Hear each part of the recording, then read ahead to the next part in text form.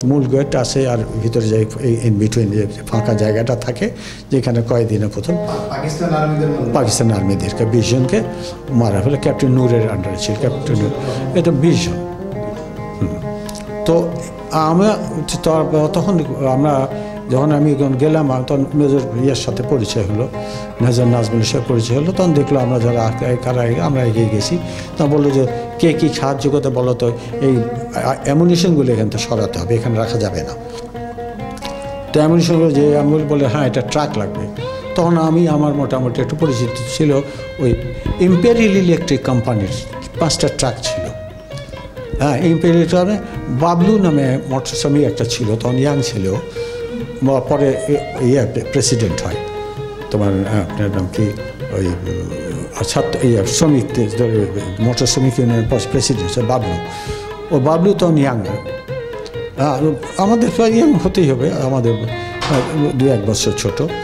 তো বাবলুকে বললাম যে তোরা কিছু ড্রাইভার দে, তো ওরা 4-5 জন ড্রাইভার দিয়ে ওই আমরা করলাম নাম কি ট্রাক নিয়ে এসে সবাই মিলে তুলে ওই অ্যামুনিশনগুলো বক্সে ধীরে ধীরে ট্রাক লোড করে এগুলো সব সরে সরে নিয়ে গেলাম। প্রায় সমস্ত দিন 5টা ট্রাক সমস্ত দিন ধরে সরানো হয়েছে। যে ওই এটা কিছুটা আমি নিজে যেটা আমি করেছি সেটা হয়েছে নিয়ে যে ইয়ার কাছে মানে পুলিশ লাইনের পাশে যে বাড়ি, তখন গ্রাম ছিল, খালি পুলিশ লাইনটা ওই সব বাড়ি ওগুলো নিয়ে এসে বাড়ির মধ্যে রাখছি। আর যেই ওগুলো নিয়ে গেছে এবার লোকজন সব বড় যারা ছিল তারা একদম সব বাড়ি ছেড়ে চলে গেল। তো ওগুলো নিয়ে যে ওগুলো ড্যাম্প করলাম বিভিন্ন জায়গায়, আরও সরে বিভিন্ন জায়গায় সব মালগুলো ড্যাম্প করা হলো।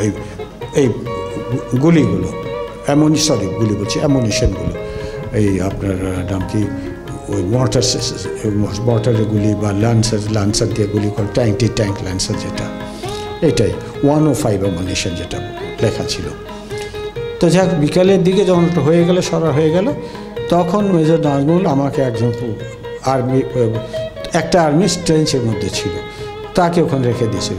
তা আমি নিয়ে গেলে বললো যে তুমি যে খাটলে তার জন্য তোমার এই যে নিয়ে যাওয়াকে দিলাম। তা আমার একটা জিপ ছিল, আমার একটা জিপের ব্যবস্থা ছিল, আমি ওই জিপের মধ্যে করে ওই বাবলু আমার ড্রাইভার ছিল, ওই জিপে করে ওই সেই আর্মিটাকে নিয়ে আসলাম আলতাফুন্নেসা মাঠে নিয়ে আসলাম যে ওখানে গুলি করে মারবো। তো নিয়ে আসছি আমরা, তার মধ্যে সবাই এসছে।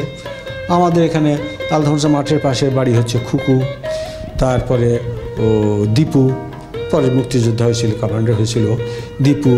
তারপরে ওরা তখন কী ব্যাপার, তখন নিয়ে আসার আগে তো ওই দীপুর বাবা ইট দিয়ে একটা ইটের মাথায় মারল প্রথমে, আমি নিয়ে এসে আমরা মারার জন্য। তা আমাদের বন্ধু বান্ধবরা এখানে সবাই মিলে মারধর করছে। তো এর মধ্যে রনা নামে একজন ছিল মুক্তিযোদ্ধা আমাদের, তা রনা এখন TMSS-এর ডিরেক্টর রনা। তো রনা হাত দিয়ে মারতে গেছে, হাতে একটা গান ছিল। তো এখন অসতর্ক ছিল, সেফটি পিন দেওয়া ছিল না, তো মারতে গেছে আর গুলি বেড়ে গেছে। ভাগ্য ভালো যেটা ব্যারেলটা উপরের দিকে ছিল, তাহলে ওখানে আমাদের অনেকে হয়তো 2-1 মারা যেতে পারতো। কোনো ইনসিডেন্ট হয়নি। পরে ওই আর্মিটাকে ওখানে মেরে ফেলে দেওয়া হলো। মারার তা আমি নিয়ে আসলাম, মারার জন্য তো সুযোগই পেলাম না মারার। তা ও পথে মধ্যে আমি ওকে জিজ্ঞেস করছিলাম যে তোমার নাম কে হ্যাঁ, तो बोला हमारा नाम अब्दुल रहमान है। तो मासूद का किस लिए मारा है? कि नहीं हमको मासूद ने नहीं मारा। मासूद का नहीं मारा? नहीं। तो किसने मारा? हम नहीं जानते भाई, अल्लाह का कसम हम नहीं मारा, मासूद को हम लोग नहीं मारा, हम लोग एक भी गोली नहीं छोड़ा। तो তখন তো দেখলাম পিছনে হাত পা বেঁধে নিয়ে আসছি আমরা, পিছনে হাত মোড়া করে বাপরে সাংঘাতিক চোখে দিকে তাকানো যায় না। হ্যাঁ, তো ওই তাকে নিয়ে আসে আমরা, লম্বা মতো আমাদের 6 ফুটের মতো লম্বা, যাক মেরে ওকে লাস্ট টেনে নিয়ে আসে আমরা ডিসি সাহেবের বাসায় গেটের কাছে, গেটের সামনে নিয়ে আসে রেখে দেয়। সন্ধ্যার পরে লোকজন আমরা চলে গেলাম।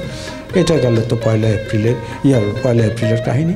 তারপরে পরবর্তীতে নেতারা সব যারা সরে গেছিলেন, জাজিল ভাইরা আসলেন, ওখানে একটা হাই কমান্ড করা হলো এখানে।